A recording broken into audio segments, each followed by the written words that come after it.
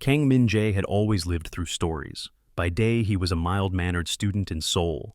By night, he devoured chapters of solo leveling, envisioning himself beside heroes like Sung Jin-woo as they carved through endless hordes of monsters. In that fictional universe, he found purpose and excitement that reality lacked, and he idolized warriors such as Jin-woo and the indomitable Cha Hae-in, never imagining he might meet them outside the page. But on one fateful evening, with rain hammering on his window and the glow of his laptop painting his room in pale light, Min-jae's two worlds suddenly converged. A sudden lurch, a blinding flash, and then darkness.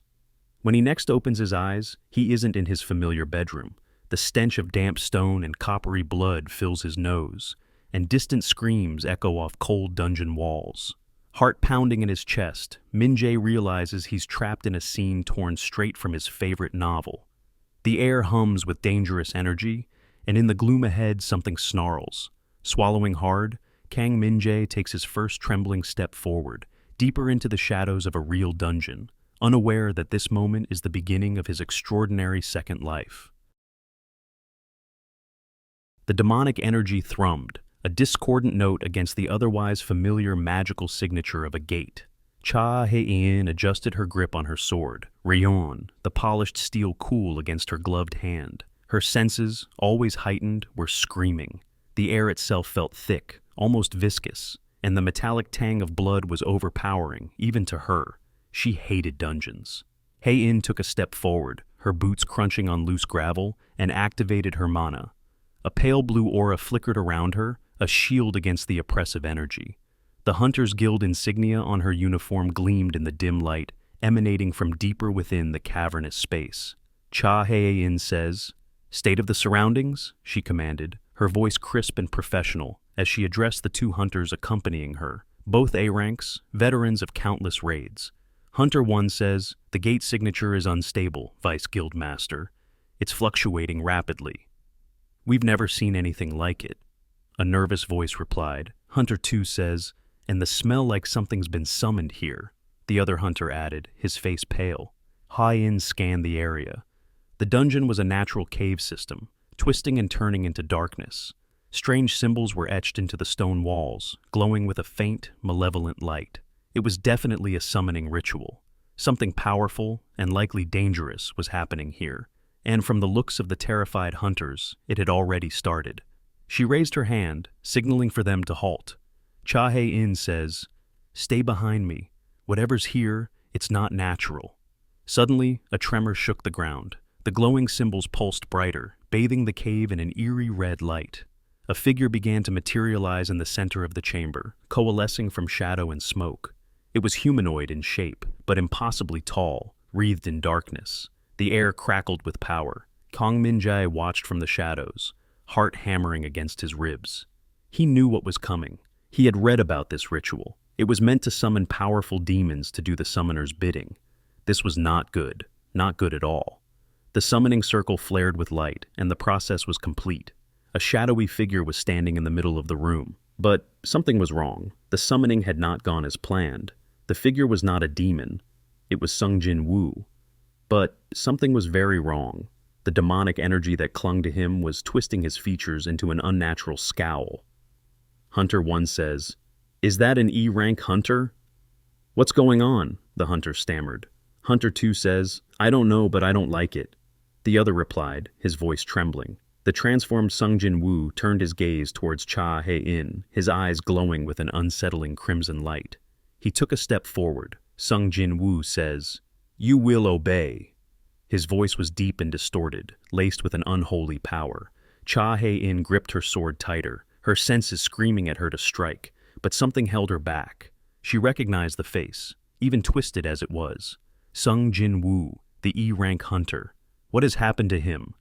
Sung Jin-woo says, "Obey," he repeated, taking another step. Cha Hae-in, the demonic energy is corrupting Sung Jin-woo, and you must act quickly. Do you strike him down, risking the life of a fellow hunter, or attempt to subdue him, potentially unleashing a corrupted force upon the world?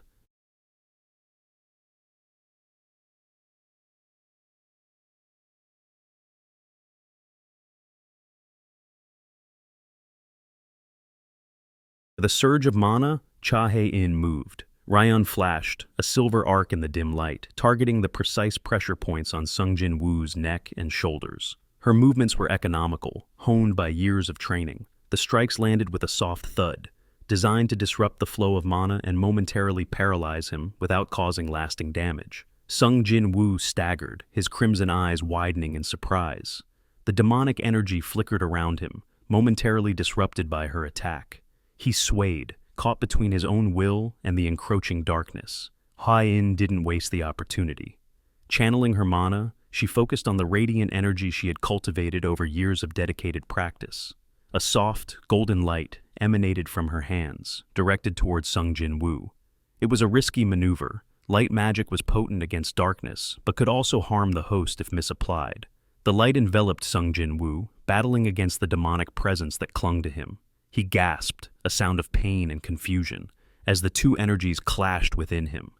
The distorted features softened slightly, the unnatural scowl replaced by a flicker of his former self. For a fleeting moment, his eyes met Hae-in's, a desperate plea for help shining through the crimson haze. But the darkness was relentless. It surged back, reasserting its control, twisting his features once more. The golden light flickered and dimmed, struggling against the overwhelming power. Sung Jin Woo roared, a sound of pure anguish, and the light magic shattered, dissipating into the air. He stood there, the demonic energy now burning brighter than before, a terrifying parody of the hunter she knew, however slightly. Kang Min-jae gasped, his eyes wide with horror. The purification attempt had failed, and the demonic influence seemed stronger than ever. Kang Min-jae says, "Vice Guildmaster, look!" he cried, pointing a trembling finger towards the shadows behind Sung Jin Woo. From the darkness, another figure emerged. It was a perfect copy of Sung Jin Woo, but wreathed in pure shadow, its eyes burning with malevolent glee. The doppelganger grinned, revealing rows of razor-sharp teeth. Doppelganger says, "Thank you for weakening my vessel," it hissed, its voice a chilling echo of Sung Jin Woo's. The corrupted Sung Jin Woo, still struggling against the demonic influence, stared at his doppelganger with a mixture of horror and despair. Sung Jin Woo says, "Stop, please," he choked out, his voice barely audible. The doppelganger ignored him, turning its attention to Cha Hae-in. Doppelganger says, "Now, let's see if you can handle two of me." Cha Hae-in, the initial attempt to subdue and purify Sung Jin Woo, has failed spectacularly, resulting in the manifestation of a powerful doppelganger and a further corrupted Jin Woo. The air crackles with demonic energy. What will you do? Perhaps pressing the attack with Ryun could exploit a momentary weakness in the doppelganger, or focusing on defense might offer insight into the nature of their combined attacks. But your two companions are visibly terrified, and a prolonged fight could put them at risk.